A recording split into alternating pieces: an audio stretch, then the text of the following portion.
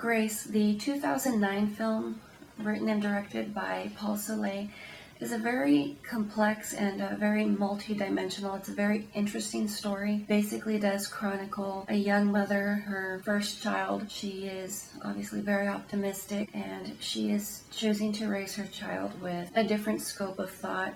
She is vegan. She's choosing the midwife. Unfortunately, these are things that her mother-in-law Vivian disapprove of, and quite openly. She's very passive-aggressive, does not bother to hide any of her thoughts on the matter. Things basically do continue rough for a bit. Her mother-in-law does try to force her previous doctor onto Madeline. Madeline takes up with Patricia, a midwife, who also happens to be her former lover. The true story really does not pick up momentum until the car crash in which Madeline loses her child as well as her husband Michael. This basically just gives Vivian much more steam. She moves forward. She tries to take Grace in and get her away from Madeline. What most people don't realize though is Madeline did choose to carry Grace to term even though the baby was pronounced dead, and basically just wills the child back to life. This is not a normal baby. She does not have normal feeding habit, and she has an uncanny habit of attracting flies, which would obviously make sense for dead things. The child also has a very unique diet. She cannot consume breast milk as makes her vomit, so Madeline has taken to feeding her blood in order to maintain her child's health. Unfortunately, that does cause a lot of changes in Madeline's life. She basically becomes very withdrawn. She shields herself and the child in order to keep people from finding out what is going on, and as well as the condition of her child. Eventually, Vivian does concoct a plan in order to take the child from Madeline. Unfortunately, this plan also does end in a lot of bloodshed, as her doctor companion, who was the physician which had been recommended to Madeline and was declined, basically does visit the home, conduct some tests. Throughout the course of this, Madeline does become concerned that her child will be taken away. She bludgeons the doctor over the head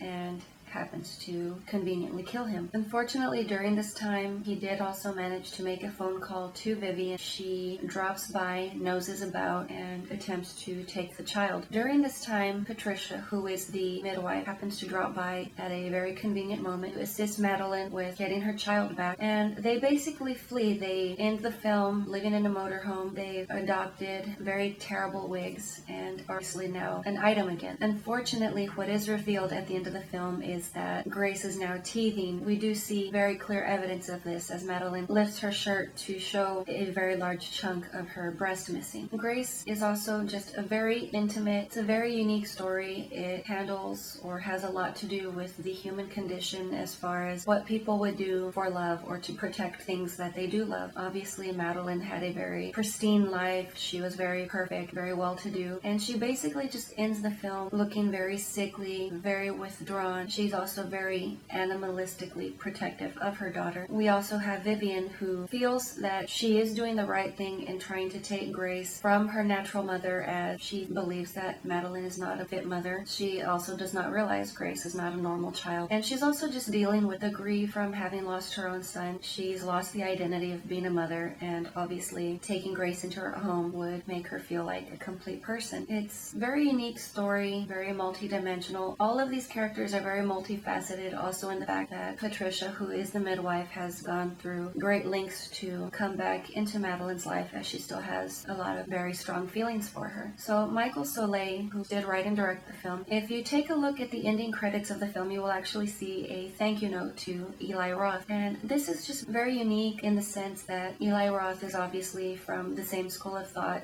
as Michael Soleil. They're upcoming directors, very self-taught. They're considered members of the Splat Pack, which is basically just a new breed of director who does specialize in gory film, but we will go into depth on that in a different time. I really love the fact that Michael Soleil actually in the credits just took time to acknowledge his mentor and give thanks. It is definitely something that would mostly go ignored by people who basically just turn off the film at the end rather than sitting through the credits. I myself am very much about getting my money's worth out of a viewing, so I always do sit through credits, and this was a very interesting discovery for me. Definitely did take the time to look into that. Like I said, I will take a look at members of the Splat Pack at a later time. That is pretty much it for today, and I will see you when I see you.